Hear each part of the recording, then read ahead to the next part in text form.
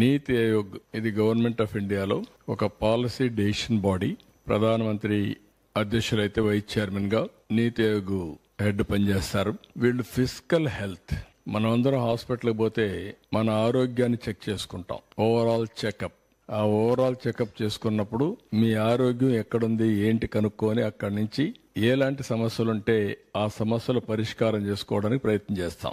ఎప్పటికప్పుడు మన ఆరోగ్య కండిషన్స్ బెటర్ గా చేసుకుంటే ఫర్దర్ గా ఆరోగ్యం డిట్రియేట్ కాదు.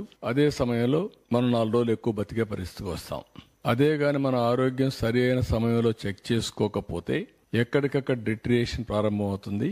ఒక ప్రాబ్లం కాంప్లికేట్ అవుతుంది. అక్కడి నుంచి అన్ని సమస్యలు వస్తాయి. అదే మరిగా ఆర్థిక పరిస్థితి కూడా చూస్తే ఫిజికల్ హెల్త్ ఇండెక్స్ ఇది రాష్ట్ర ఆరోగ్య ఆదాయ పరిస్థితి, రాష్ట్రానికి వచ్చే వనరులు ఏవైతే ఉన్నాయో ఫైనాన్షియల్ గా దాని హెల్త్ గురించి వీళ్ళు అసెస్ చేశారు. చాలా మంచి పని చేశారు. ఫస్ట్ టైం ఇది చేయాల్సిన అవసరం ఉంది. ఎప్పటికప్పుడు 30 ఏళ్లైంది మనకు ఆర్థిక సంస్కరణలు వచ్చి. 94, 95 ఆ సమయంలో టెక్నాలజీ కూడా వచ్చింది. ఎవరైనా రాజకీయ నాయకులు పాలసీ మేకర్స్ గా ఉండేవాళ్ళు గాని జాగ్రత్తగా పనిచేస్తే రాష్ట్ర అభివృద్ధి కోసం, దేశ అభివృద్ధి కోసం, ఆ దేశంలో సమస్యలు పరిష్కారం చేయడమే కాకుండా ప్రజల యొక్క భవిష్యత్తు బంగారు భవిష్యత్తు అవుతుంది. నాయకుల యొక్క అసమర్థత గాని, అవినీతి గాని, తెలియనితనం గాని ఇవన్నీ చేసి ఆ రాష్ట్రాన్ని, ఆ దేశాన్ని నాశనం చేస్తే ప్రజల భవిష్యత్తు కూడా అధోగతి అవుతుంది. ఇక్కడ అదే మీకు చూపిస్తున్నాను. కాబట్టి ప్రజలందరూ అర్థం చేసుకోవాల్సిన అవసరం ఉంది. సింపుల్ గా మీరు క్యాలిక్యులేట్ చేసుకోండి. మీ ఆరోగ్య పరిస్థితి క్షీణించినప్పుడు మీరు ఏ విధంగా సఫర్ అవుతారో మీరు పని చేయలేరు.